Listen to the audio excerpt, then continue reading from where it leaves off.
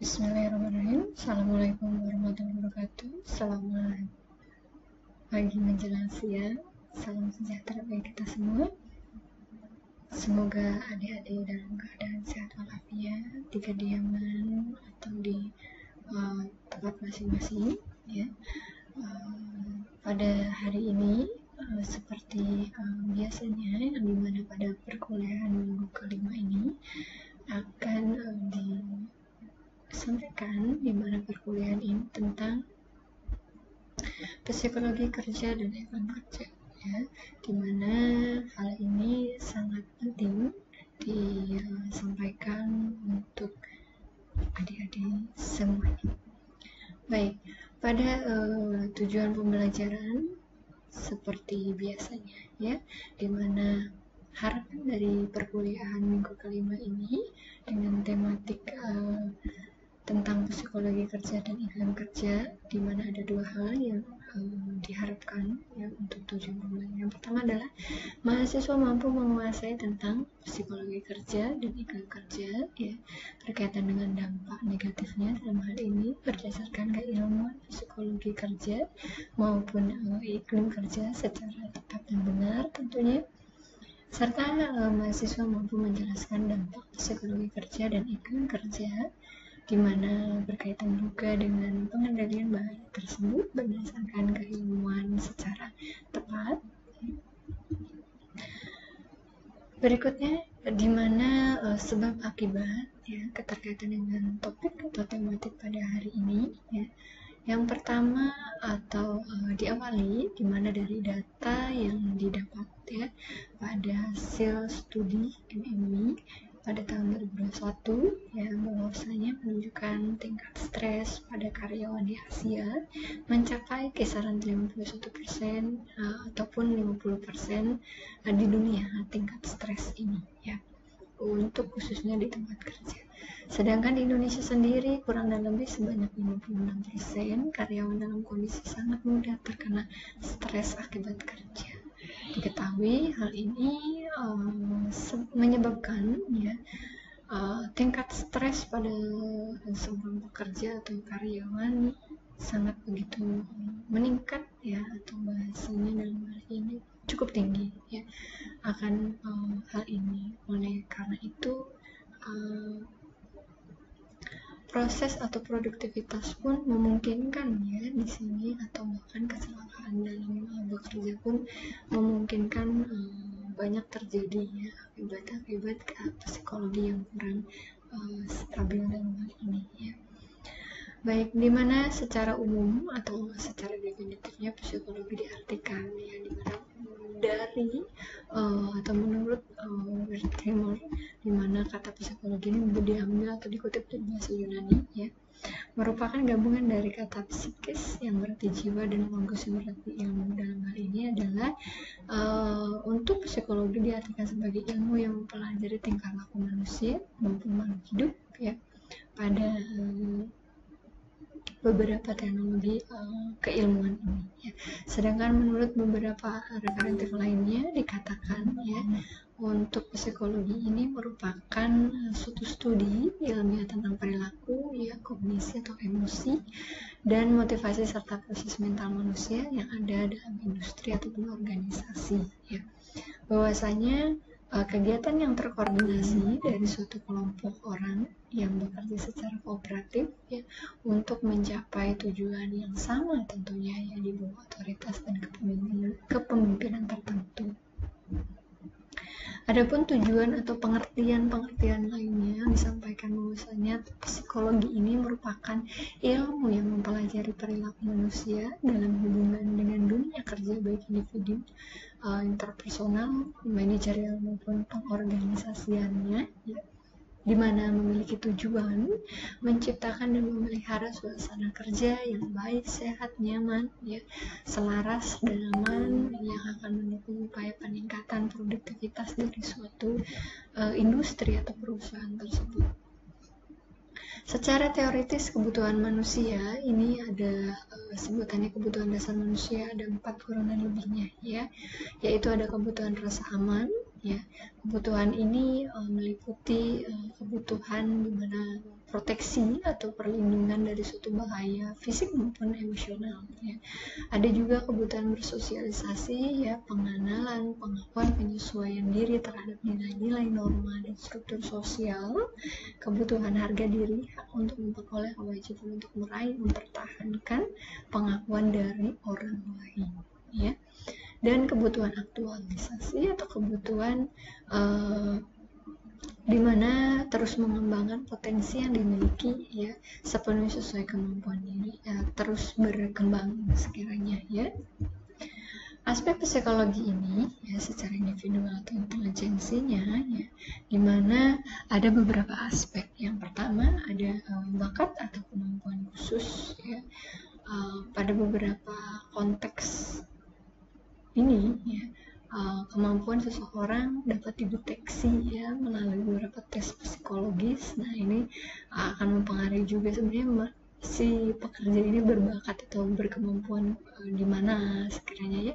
Kemudian ada minat, kecenderungan hati terhadap sesuatu ya, kepribadian ya, temperamen seseorang ya, atau gaya perilaku, motivasi dari sikap nilai seseorang, dan edukasi tentunya ya. Kondisi lingkungan kerja yang baik tentunya ada pengaruh-pengaruh di dalamnya ya. Yang pertama adalah faktor kimia ya, dari lingkungan kerja. Sesuatu hal ini pun mempengaruhi ya kondisi lingkungan kerja, dimana ketika ada lingkungan kerja yang memang ada beberapa faktor kimia yang cukup membahayakan atau tidaknya mempengaruhi faktor fisik dari seseorang ya. Ada faktor biologis, ada faktor psikologis yang kita ketahui bersama ya, dan tata letak ruang ya, warna ruang kerja ya, kenyamanan ya, dan sekiranya keberkaitan dengan musik, rumah yang jauh atau lainnya. Ini beberapa kondisi lingkungan kerja yang mempengaruhi hal tersebut ya. Manakala tata letak ruang yang kurang nyaman, kurang dirasa kurang enak dilihat ataupun kurang nyaman di fungsi, baik itu fungsinya dan sebagainya, itu juga sangat mempengaruhi ya. Beberapa aspek psikologi kerja tidak lain yang pertama adalah motivasi kerja dan kepuasan kerja, seleksi dan penempatan pegawai. Ini juga sangat penting ya untuk merekrut seorang pekerja, pelatihan dan pengembangan, di mana seorang pekerja yang baru maupun yang lama pun perlu adanya pengembangan edukasi ataupun mengikuti pelatihan-pelatihan ya. Jadi diikutsertakan dalam program tersebut atau pengembangan lainnya yang mendukung minat atau semangat daripada seorang pekerja ya, maka produktivitas kerja pun semakin baik, dan tentunya aspek dari hal di atas tersebut memungkinkan manajerial stres kerja pun terkontrol ya, tidak begitu meningkat. Faktor yang mempengaruhi kepribadian seseorang tidak lain ada beberapa hal. Yang pertama adalah usia ya. Usia anak-anak atau bayi atau balita atau remaja atau dewasa bahkan lansia itu akan berbeda ya untuk kepribadiannya ya. Dari segi usia itu saja sudah terlihat berbeda dengan hal-hal tersebut. Lama kerja ya, seseorang yang bekerja lama di satu posisi dengan yang baru itu akan mempengaruhi kepribadian seseorang, itu akan juga berbeda. Jabatan ya, dimana ada top jabatan ataupun yang anggota atau bagian bawah ya, jabatan bawah itu juga sangat mempengaruhi ya, kepribadian seseorang tersebut dari segi semangatnya atau loyalitas dan sebagainya. Dan dukungan sosial ya dari orang-orang terdekat ya, dengan positif dukungan dari support dari orang-orang sekitarnya penting sekali. Apabila mendapati orang-orang sekitar yang toksik sebentar demikian, ini akan memicu hal yang kepribadian yang buruk juga ya gitu. Berikut beberapa respon tubuh, reaksi tubuh yang terjadi ya manakala ada gangguan-gangguan atau hal-hal yang kurang nyaman ya dalam tubuh kita. Secara fisik memang ketika dicek kesehatan ya terdapat ada beberapa gangguan-gangguan dan penyakit lainnya ya, baik itu secara fisik ya maupun psikologi seperti kecemasan, depresi ya, dan gangguan-gangguan penyakit penyerta lainnya hingga gangguan jiwa berat ya. Perilaku yang memang salah satu respon tubuh ya, bereaksi juga antara menarik diri ya, perokok ya, alkoholik ya, atau seorang yang terlalu pemberani atau nekat. Ini merupakan satu reaksi tubuh yang memang ada sedikit terjadi saling berkorelasi. Pengelolaan stres kerja baik bisa dilaksanakan ya menggunakan atau pendekatan individu maupun organisasi, di mana untuk pendekatan individu ada peningkatan keterampilan kerja, keterampilan mengurangi dampak stres ya. Jadi peningkatan keterampilan kerja bisa diikut sertakan ke pelatihan, seminar, hal-hal yang positif tentunya ya. Dan keterampilan mengurangi dampak negatif stres bisa dengan ada program-program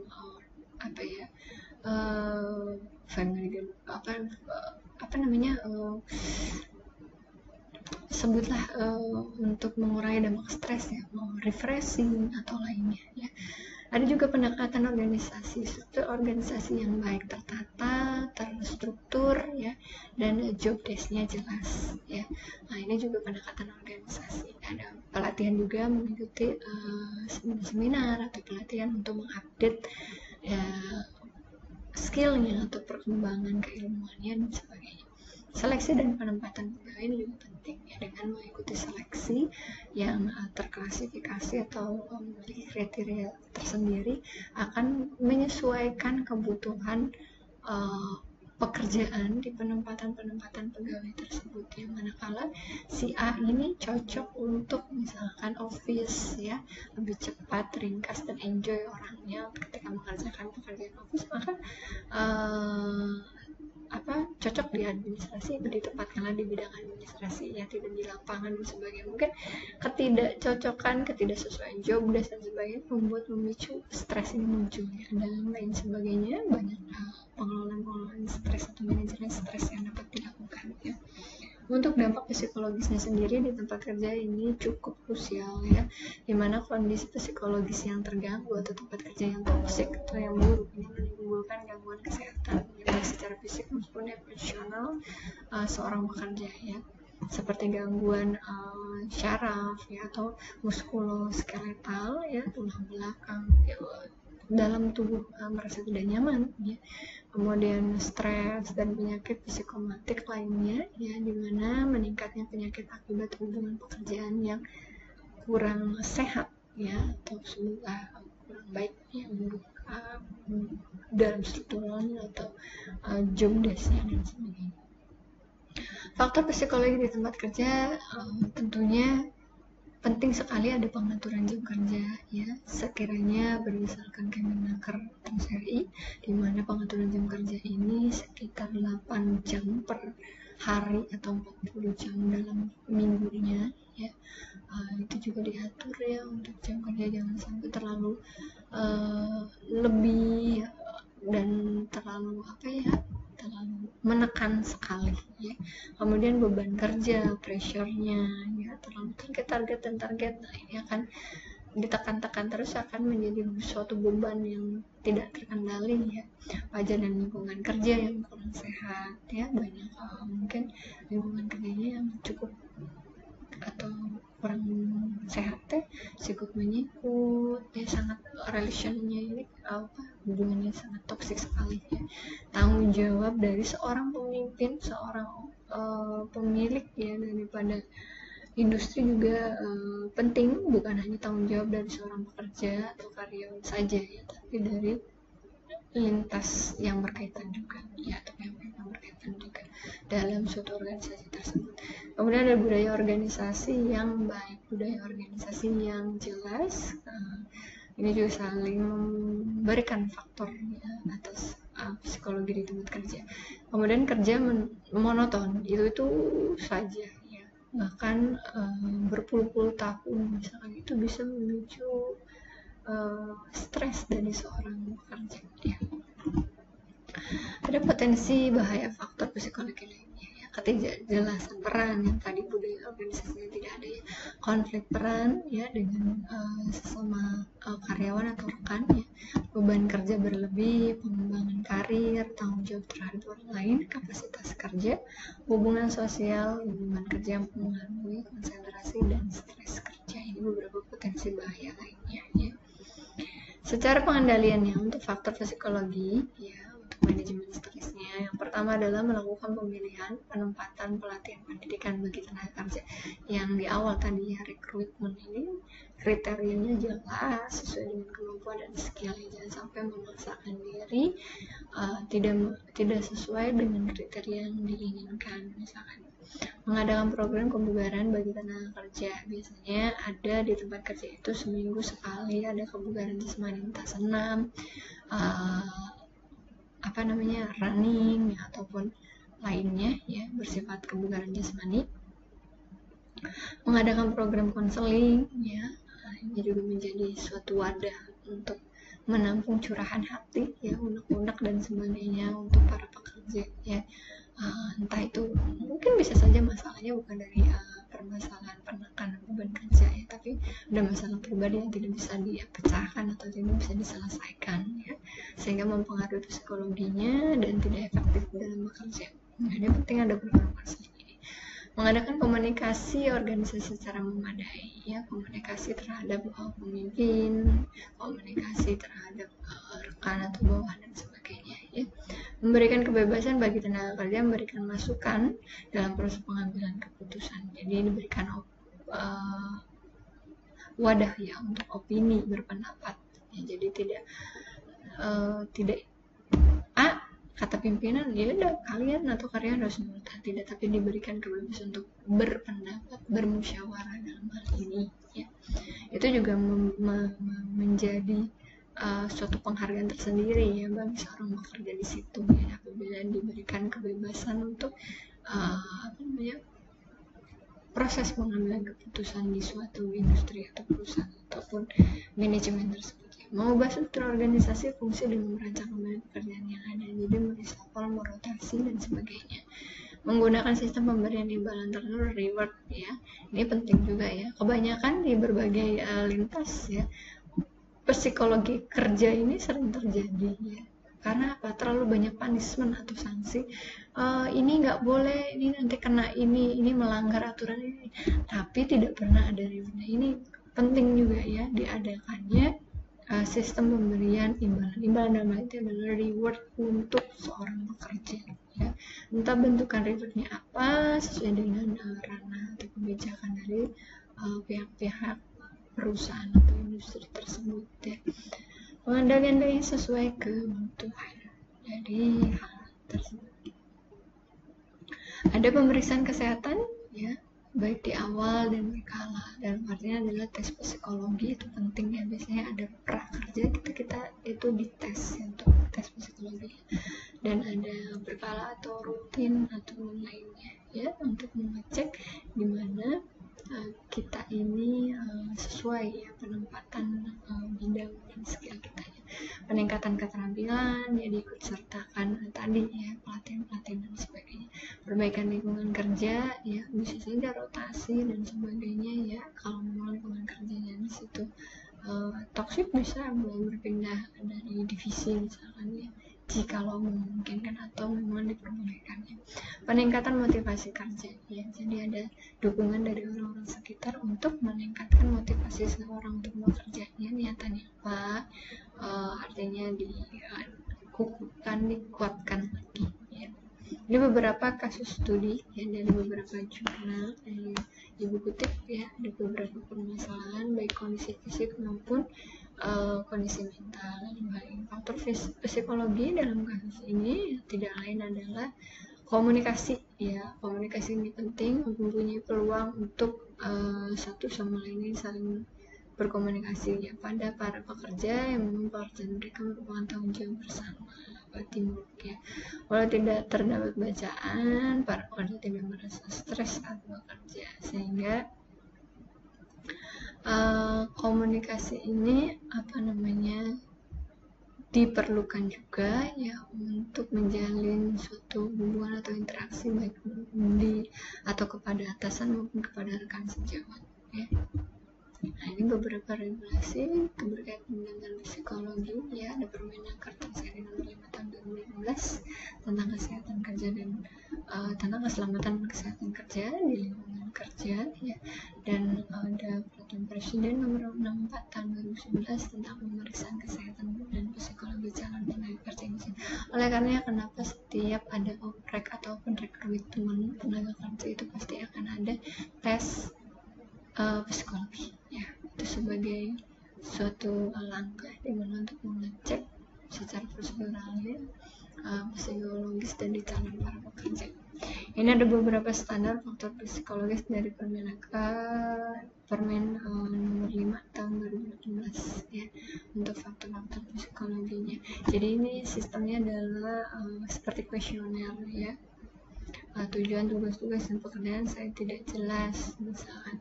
Nah, nanti si calon yang di review atau di tes ini menjawab ya, range 1 sampai dengan 7 ini. Nanti menjadi kesimpulan di sininya, apakah tidak pernah menimbulkan stres ya dan sebagainya. Ini keterangannya untuk coding daripada nomor 1 sampai 7 ini ya.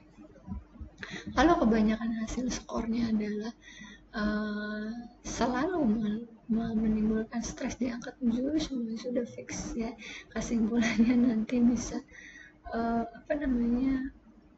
derajatnya ini ringan, sedang atau berat ya. Nanti bisa dicoba yang ini ya pada diri sendiri ya, menanyakan pada diri sendiri apa saja range-nya ya. Ini formulir pengujian atau pengukuran faktor psikologi ya. Ada beberapa data-data ya, dan seseorang yang menandatangani yang melakukan pengecekan atau pemeriksaannya. Baik, berikutnya masuk ke dalam iklim kerja ya.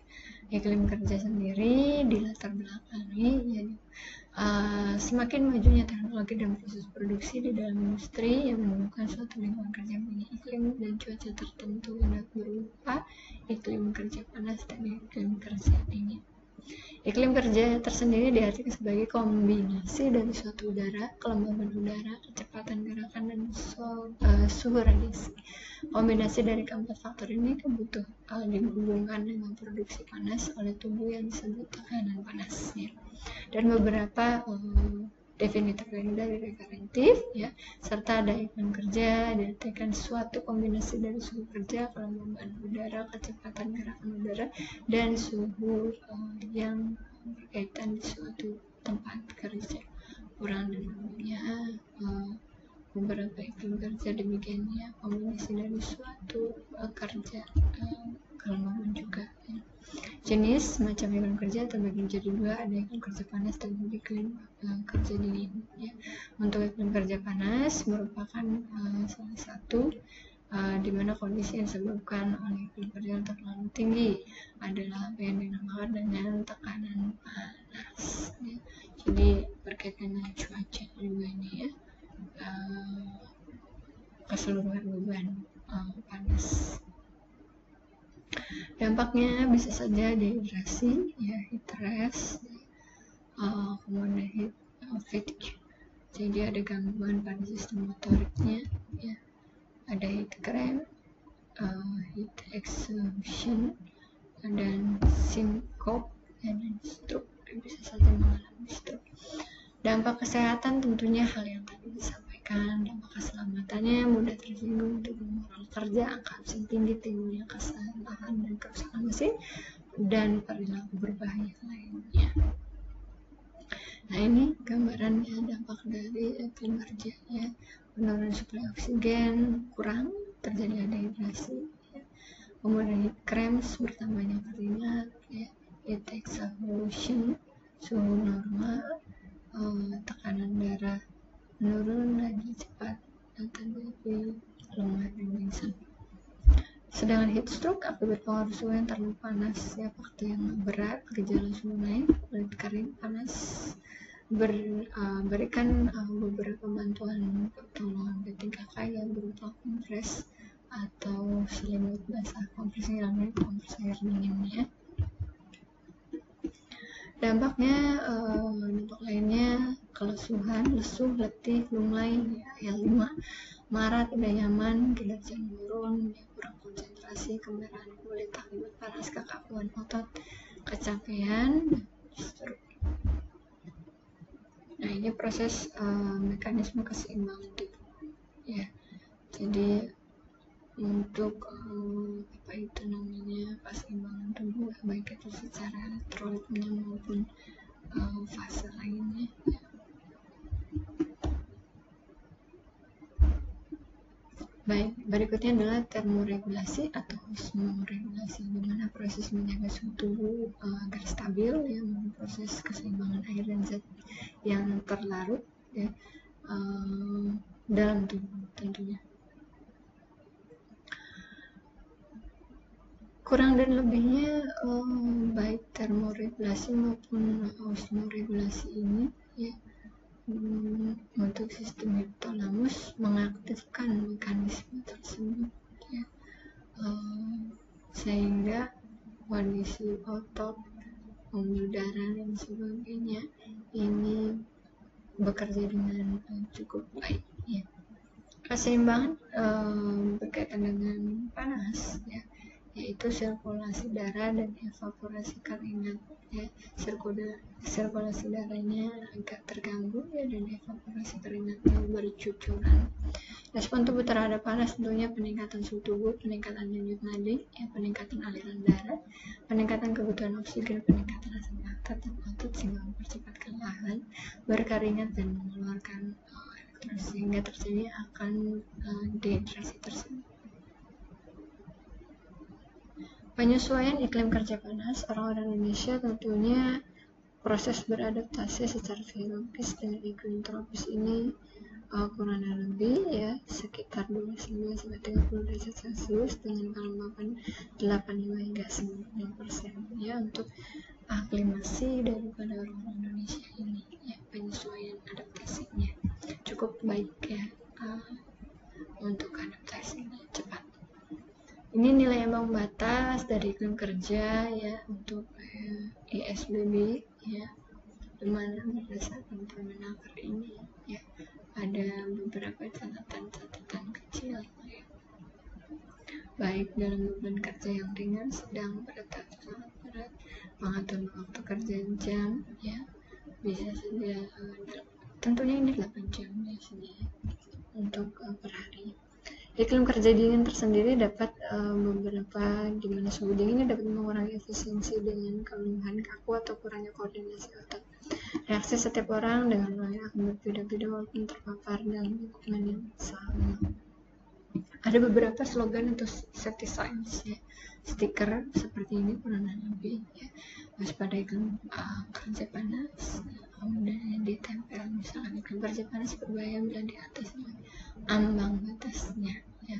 Jadi sekiranya panasnya berapa, misal 100 derajat Celcius ya, di bidang penempah besi atau lainnya ya. Ada faktor-faktor iklim kerja dingin, yaitu difaktori umur juga mempengaruhi ya, dimana orang yang berusia lanjut akan bisa terhadap cuaca panas ya, bila dibandingkan dengan orang yang lebih muda. Hal ini disebabkan pada orang usia lanjut kemampuan berkeringat lebih lambat dibanding dengan orang muda. Nah, untuk sistem ekspresi kulitnya ini lebih lambat ya daripada yang muda-muda ini masih normal ya. Jenis kelamin ya, ada kemampuan berkeringat laki-laki dan perempuan bersama, tetapi kemampuan penyesuaiannya ini wanita tidak sebaik laki-laki. Wanita lebih tahan terhadap suhu dingin daripada terhadap suhu panas ya. Untuk tersebut ini disebabkan oleh kapasitas kardiovaskulnya pada wanita lebih kecil. Pembiasaan ya, terbiasa suhu panas akan lebih menyesuaikan diri ya timbang suhu dingin. Orang yang ukuran tubuh lebih kecil mengalami tekanan panas yang relatif lebih besar, katakan tingkatannya karena ada kapasitas kerja maksimum yang lebih kecil. Sedangkan orang gemuk lebih mudah meninggalkan tekanan panas dibandingkan orang yang kurus karena permukaan badan dengan berat badan lebih kecil di samping kurang baiknya fungsi sirkulasi. Penyesuaian suhu terhadap suhu penyesuaian secara fisiologis terhadap suhu tinggi merupakan hasil penyesuaian diri seseorang dengan frekuensi yang tinggi dan suhu udara. Ini tentunya orang Indonesia suhu panas berakibat menurunnya prestasi kerja dan cara berpikir karena kebanyakan ada yang tidak suka dengan kondisi suhu yang panas ini.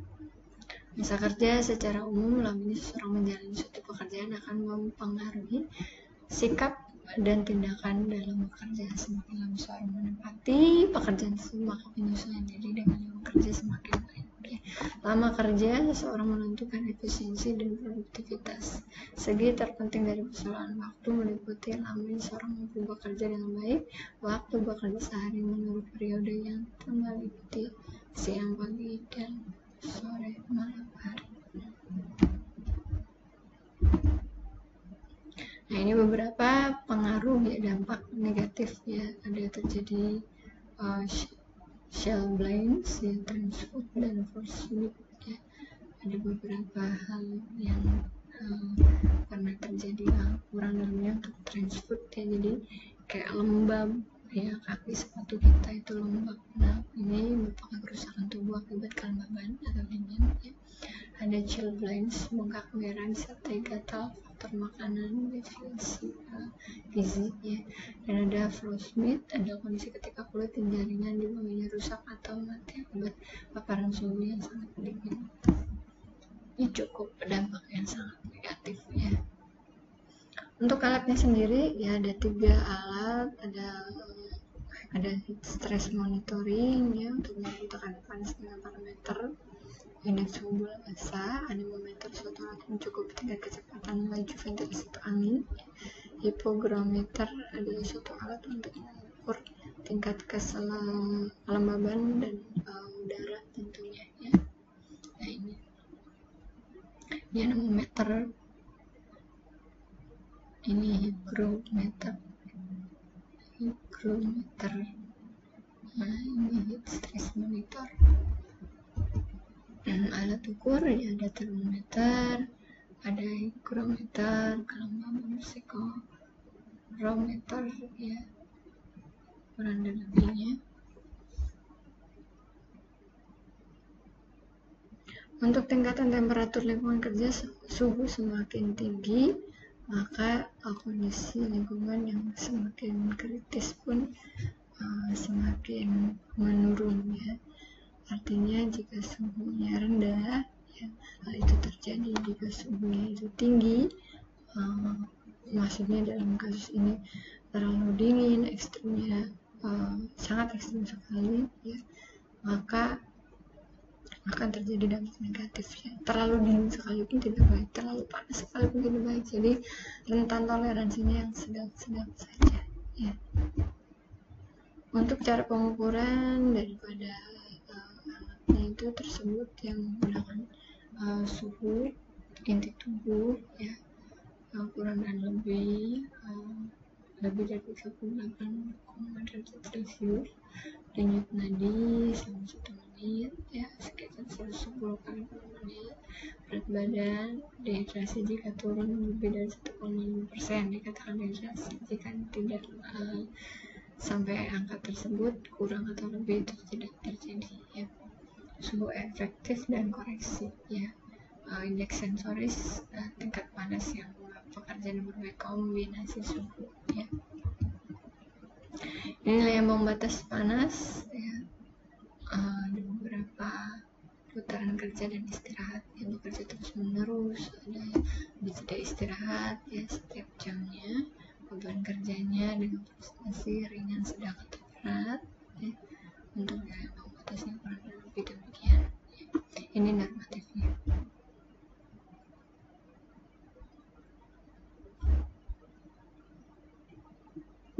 Berikutnya ini merupakan nilai ambang batas juga ya, ini dari SNI ya, untuk beban kerja ringan, sedang ataupun berat ya. di mana ada catatan yang tertera beban kerja ringan membutuhkan kisaran 200 kilo kalori ya per jam. Ya, beberapa pekerjaan lainnya semakin ini menyesuaikan, dan beban kerja sangat berat membutuhkan kalori lebih dari 350 hingga 500 kilo kalori per jam berdasarkan referensi SNI. Tentunya untuk nilai ambang batas tersebut ya merupakan batas pajanan iklim lingkungan kerja atau pajanan panas yang tidak boleh dilampaui selama 8 jam kerja per hari.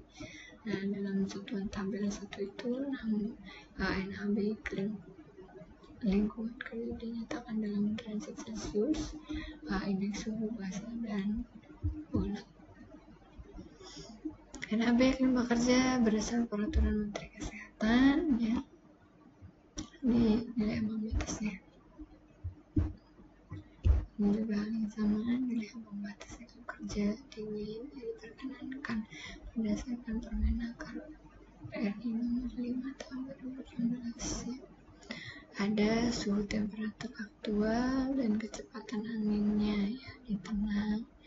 Ada yang kecepatan angin ini memiliki beberapa dampak tambahan ya.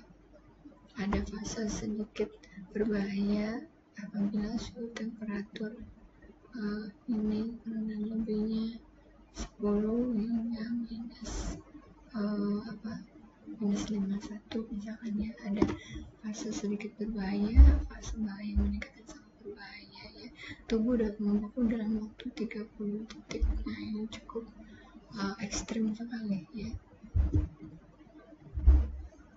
Nah, ini kerja dan pemanasan untuk shift kerja 4 jam ya. Untuk manajerial jam kerjanya ya. Untuk kasus-kasus iklim kerja. Beberapa stiker atau safety sense ya, dengan upaya yang cukup effort ini ya, bisa membantu hal-hal yang tidak diinginkan tentunya. Pengukuran dimana secara singkatnya adalah melakukan pengukuran iklim kerja, melakukan koreksi hasil pengukuran, menentukan beban kerja ya, menentukan alokasi waktu kerja dan istirahat dalam satu siklus kerja, menetapkan nilai RAB sesuai dengan tabel yang tertera ya, dan terakhir menyimpulkan kondisi dari hasil pengukuran apakah sesuai melebihi kekurangan ya, bahwa nilai hasil tersebut menjadi acuan dalam pengendalian iklim kerja di perusahaan tersebut. Kondisi idealnya adalah tentunya ya sesuai dengan standar yang ditempuh ya. Kemudian terjadi adanya ventilasi ya. Kemudian bidang-bidang atap atau dinding mendapat bayangan yang cukup baik, penyiaran yang langsung dari matahari secara alamiahnya ini dapat atau ada. Berikut adalah video pengukuran dari beberapa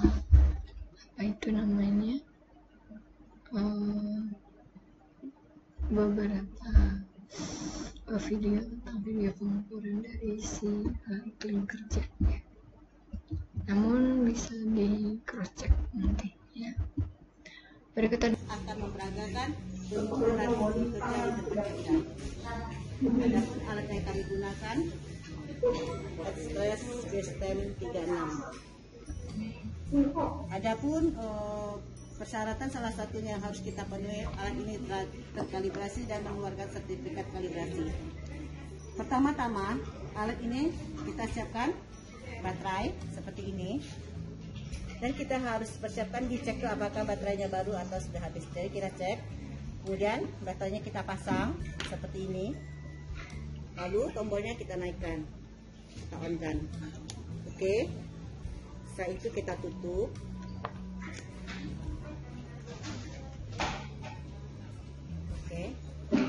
Sebelum kita melakukan pengujian, pertama-tama ini juga harus ada kalibrasi, namanya kalibrasi internal.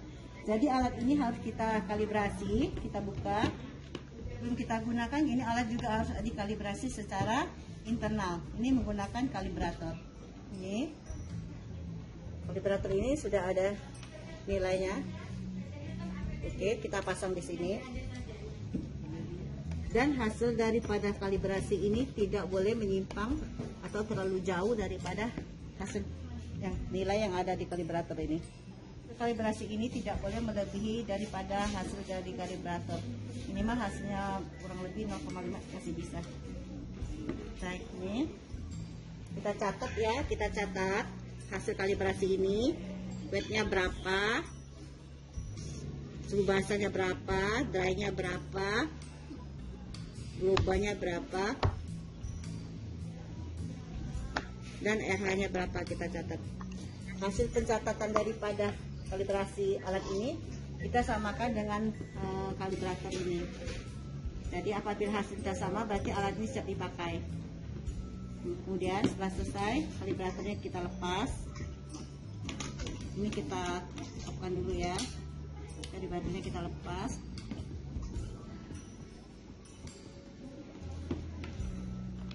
Alatnya kita pasang kembali.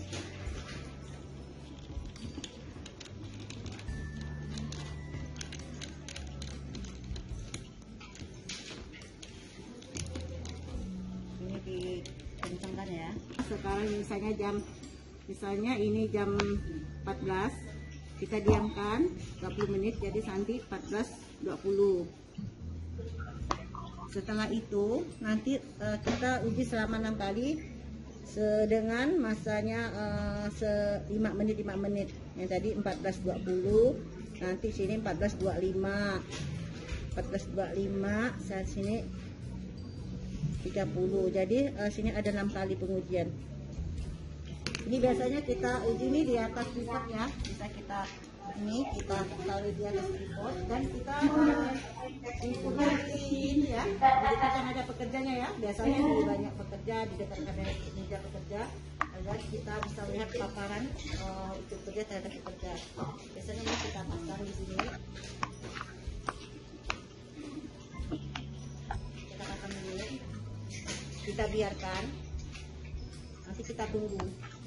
Ini bisa dilepas, bisa lepas, biarkan aja. Nanti kita catat, misalnya sudah 20 menit kan, 5 menit pertama kita catat. Kita catat suhu keringnya berapa, ini berapa suhu kering, suhu basah, TG, RH. Oke, nanti kita akan mendapatkan hasil ISBB. Nah, kalau untuk pengujian daripada outdoor atau di ruang lapang, di luar ruangan, kita akan melakukan pengujian sebanyak 3 kali. Ini seperti ini formnya, dan dilakukan pengujian hanya 20 menit kita catat, tapi 3 kali dilakukan pagi, siang, dan sore. Nah, itu perbedaan outdoor dan indoor. Kalau indoor tadi lebih kurang 50 menit, dibiarkan 20 menit, dilakukan pengujian selama 5 menit 6 kali. Kalau untuk outdoor dilakukan 3 kali pagi, siang, sore, dengan 1 kali pengujian 20 menit. Oke, kalau sudah selesai terus kita catat. Oke, apabila sudah selesai kita catat. Kalau tidak, posisi tetap di sini, kita catat 5 menit, kita catat lagi. Oke, selesai. Oke, dengan lokasi misalnya di laboratorium. Ini di laboratorium, misalnya kita mulai tadi jam 14.20, sini 5 menit, akhirnya kita dapatlah 6 kali pengujian seperti ini. Dan hasil perhitungan biasa kami dilakukan, sudah kami setting di komputer untuk perhitungannya. Jadi kami tinggal masukkan data-data untuk TB dan TG untuk pengujian indoor, dan TB, TG, dan TK untuk outdoor. Biasanya kami lakukan pengujian itu sehingga kami dapatlah hasil ISBB. Dan selama pengujian kami juga akan mencatat cuaca. Biasanya cuaca itu apakah mendung, apakah cerah. Jadi suasana ruangan kita di sini juga kita sih keterangan apakah pekerja ringan, pekerja berat, di sini ada tertuang sini. Ya, seperti itu pengujian iklim kerja di tempat kerja yang biasa kami lakukan di laboratorium kesehatan kerja. Akhirnya saya akhiri, wabillahi taufiq wal hidayah. Wassalamualaikum warahmatullahi wabarakatuh. Kesehatan lingkungan. Di pertemuan kali ini kita akan melakukan pengukuran kecepatan angin dengan menggunakan alat anemometer. Alatnya seperti ini. Cara penggunaan alatnya, pertama kita masukkan baterainya dulu ya, jangan lupa. Ya, kondisinya seperti ini, baterainya. Ya, kemudian setelah dimasukin baterainya, posisi yang sesuai ya. Kemudian kita tutup dan kita tekan tombol power ya. Di sini ada tombolnya. Kita tekan sekali sampai alatnya menyala. Untuk melakukan pengukuran, ya ini hanya contoh saja ya. Harusnya kita lakukan pengukuran di luar ruangan, ya dekat dengan sumber pencemaran yang misalnya ada cerobong asap, untuk mengetahui ya kecepatan ya penyebaran dari udara tadi ya, udara dari cerobong asap. Nah ini hanya contoh ya, kita mau melakukan pengukuran di ruangan ini ya. Pertama kita di sini ada tombol-tombol ya, ada tombol power, kemudian escape ya, escape ini tombol back ya, kemudian ini tombol di tengah ini untuk enter ya, atau mulai pengukuran ini arah ke atas ke bawah ya, kemudian di tengah ini menu ya, start ini untuk menampilkan hasil pengukuran yang sudah kita lakukan. Oke, kita mau coba ya menggunakan alat ini. Kita tekan ya tombol yang di tengah ya, kemudian kita arahkan ke sumber ya, sumber datangnya angin. Nah, pengukuran sudah selesai dilakukan ya, kemudian kita mau melihat hasilnya ya. Hasilnya ini kita set dulu ya, set, tekan ya tombol yang di tengah ini, kita tekan ya, kita tekan, kemudian ya sudah tersimpan datanya. Kita mau lihat data hasil pengukuran tadi, kita tekan tombol start ini ya, klik. Nah kemudian menampilkan hasil ya, average ya, rata-rata kecepatan angin yang sudah kita ukur tadi. Ada kecepatan minimum dan juga kecepatan maksimum ya, kemudian kita catat di laporan. Nah setelah digunakan alat ini, kita matikan ya, kita break dulu. Jadi jika mau digunakan lagi sama ya prosedurnya seperti tadi. Jika sudah selesai, kita tekan lagi tombol power ya sampai alat ini mati. Ya, jangan lupa dikeluarkan kembali baterainya.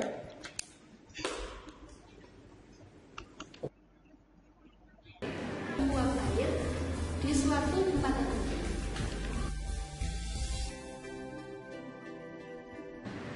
Untuk prinsip kerja higrometer menggunakan dua termometer.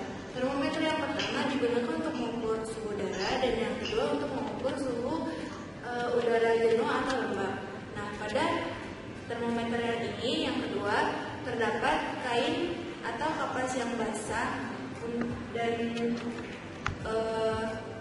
digunakan sebagai suhu. Nah, hasil dari pengukurannya menggunakan satuan persen. Nah, teman-teman, itulah tadi sedikit tentang higrometer. Higrometer itu gimana dan untuk apa? Nah, untuk lebih lanjutnya, mari kita kenali bagian-bagian dari higrometer itu sendiri. Nah, selanjutnya untuk bagian-bagian dari higrometer. Nah, di higrometer ini ada dua termometer. Yang pertama ada skala Dry. Nah, skala Dry ini digunakan untuk mengukur keadaan atau suhu udara di lingkungan sekitar atau luar biasa. Nah, kalau yang ini adalah termometer skala Wet. Nah, di mana fungsi dari termometer skala Wet ini untuk mengetahui suhu udara yang basah atau lembab. Jadi nanti di kotak kecil yang disebut tabung ini akan diisi dengan air. Nah, fungsi dari air ini digunakan untuk mengetahui suhu basah yang tepat untuk termometer skala Wet. Nah, bagian terakhir ini disebut dengan sumbu. Sumbu ini berfungsi untuk menghantarkan skala weight.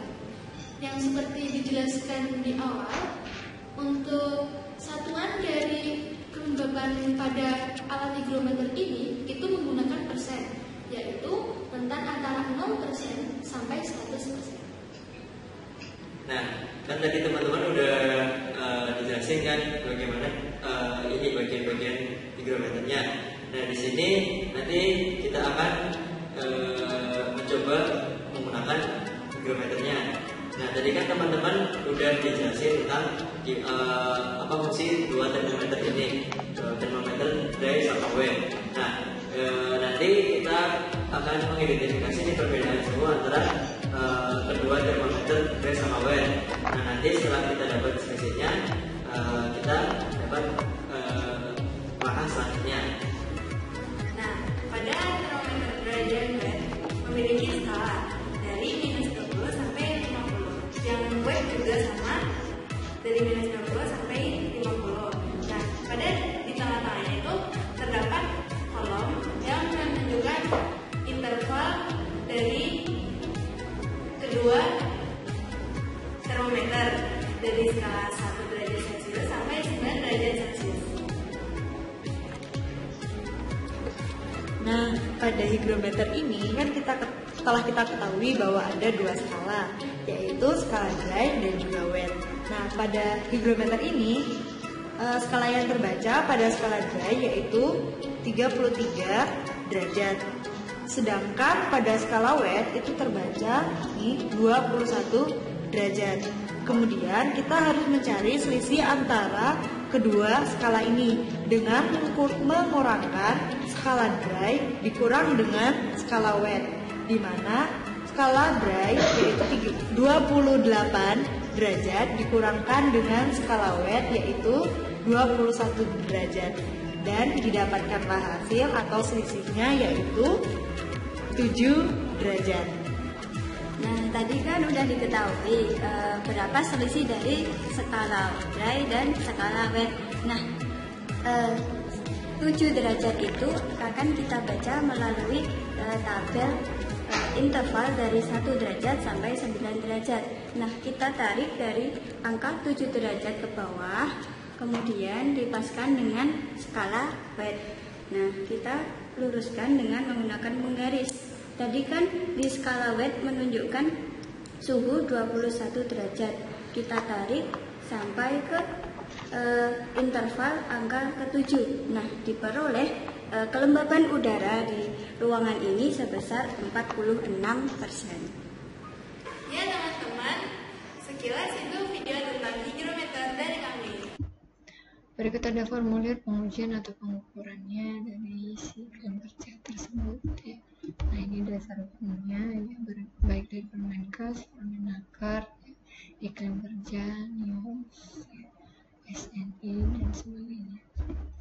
Pencegahan lainnya adalah tentunya untuk para pekerjanya cukup air minum ya, ventilasi ruang kerja harus tepat dan sesuai, hindari pekerjaan yang berat dan pada minggu pertama di tempat suhu tinggi, ruang kerja dipasang shielding atau mengurangi teras panas, mengaturkan jam waktu istirahat diperlukan ya, penyediaan baju yang tepat atau APD, pemeriksaan kesehatan secara periodik ya, baik 3 bulan maupun 6 bulan. Berikutnya adalah perlindungan atau pengendalian dari dampak iklim panas ataupun dingin yang mencakup dari pengendalian secara umum, ada pengendalian secara khusus. Kalau umum adalah ada dari training ya, edukasi ya, dan hygiene, penerapan keilmuan kesehatan ya di situ, atau housekeepingnya bersih lah ya. Pengendalian secara khususnya ada teknis, administrasi, dan personal ya. Nah, ini beberapa gambaran ya untuk pengendalian umum pada mencakup beberapa untuk training. Nah, jadi ada hal-hal yang perlu diikuti ya dalam training ini, baik itu pendampingan ya, penambahan keilmuan ya, penempatan ya, pembelajaran dan lain sebagainya. Untuk pengendalian umum sendiri ada beberapa untuk hygiene ya, hidrasi, aklimatisasi, proses penyesuaian ya, determinasi, pemisahan barangkali untuk pola makan dan sebagainya ya, atau penempatan ruang ya, diet dan nutrisi, kehidupan yang sehat ya, dan fashion style bisa dilakukan dengan upaya pengendalian hygiene ya. Secara khususnya untuk pengendaliannya adalah secara teknis ada beban kerja, diseimbangkan suhu kerja, kelembaban, radiasi kerja, ventilasi itu disesuaikan secara perhitungan atau pengukuran fisikalisnya dan pakaian kerjanya sekiranya cukup nyaman ya, digunakan. Beberapa pengendalian lainnya menggunakan administrasi dalam penyesuaian ya, durasi dalam bekerja dan rotasi. Misal tahun ini di tempat ini A, tahun depannya tempatkan di area B, misalkan ya, itu rotasi. Ini secara personal ya, untuk pengendaliannya ada penyesuaian baju-baju pribadi atau reflecting clothes ya, jadi ada penanda-penanda demikian agar tidak tertabrak selama masa bekerja di malam hari misalkan ya. Ada pengendalian untuk pengendalian terhadap bahaya fisik ya, ada dimana terkait panas diawali dengan adanya identifikasi, penilaian, dan tentunya pengendalian serta kegiatan-kegiatan lanjutnya dalam pengelolaan panas disesuaikan ya dengan hasil pengukuran dan kondisi industri yang ada. Ini pengendalian kerja panas ya, dan waktu kerja sehubungan dengan paparan iklim kerja panas. Nah, ada beberapa penerapan bahasa lainnya ya, ada antisipasi, rekognisi, evaluasi, dan kontrol untuk penerapan bahaya daripada iklim kerja ini. Beberapa simbolik atau catatan ya.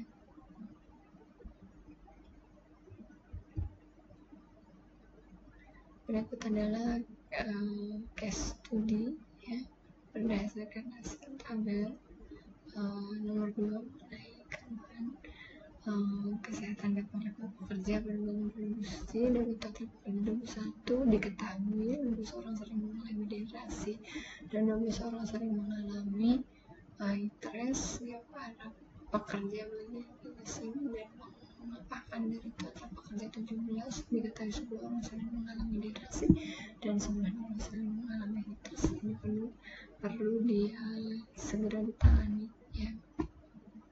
Apakah disediakan air minum dalam kemasan ya, atau dalam galon misalkan ya, air minum dalam galon itu untuk mengatasi hal demikian.